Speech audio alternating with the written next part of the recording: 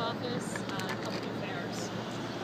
Some of you heard Chief Lanier and FBI Assistant Director Nick Junkin speak earlier today to give a summary of the events that occurred in the building behind me this morning.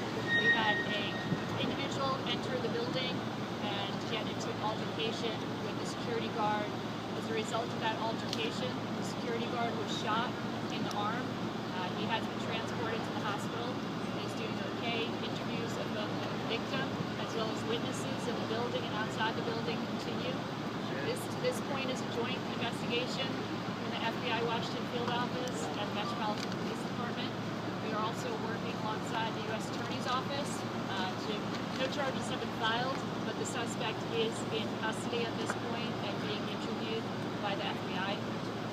So the investigation continues. We don't really have too much further to say about the events, the details of the altercation, but we will work with the U.S. Attorney's Office to pursue prosecution and charges on this individual.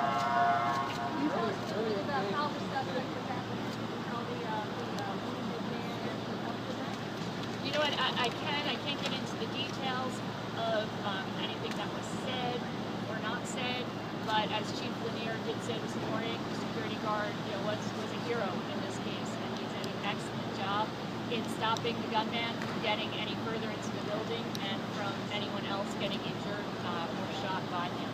So, you know, I don't know the details of it, comment, but we do know there was an altercation and the security guard was shot, but the security guard did a phenomenal job and did above and beyond what he was supposed to do in the situation. What security guard there? You know, I don't know. Our evidence response team has just gotten inside the building to process the crime scene, and interviews still are ongoing with both the victim, the security guard who was shot, as well as witnesses and the employees that work in that building. What kind of firearm was the security guard armed? I do not know that right now. Can you tell us what connection there may have been to the family interest? You said a man walked in and shot the guard. How long did the altercation occur before the weapon? You know, the interviews of the victim who is being treated at the hospital, so that's obviously our first priority is to get him treated. But the interviews of him and witnesses, inside, working in the building, outside the building are continuing, so we won't get into any details. We can't confirm that right now. Why is the FBI interested in this? It's just standard protocol here in the District of Columbia. We work many cases alongside the Metropolitan Police Department until we determine the motive, the intent of the shooter. We'll continue working jointly with MPD, determine if there is any further nexus, and also work with the U.S. Attorney's Office to determine what charges can be brought forward. So you can't offer anything on the motive?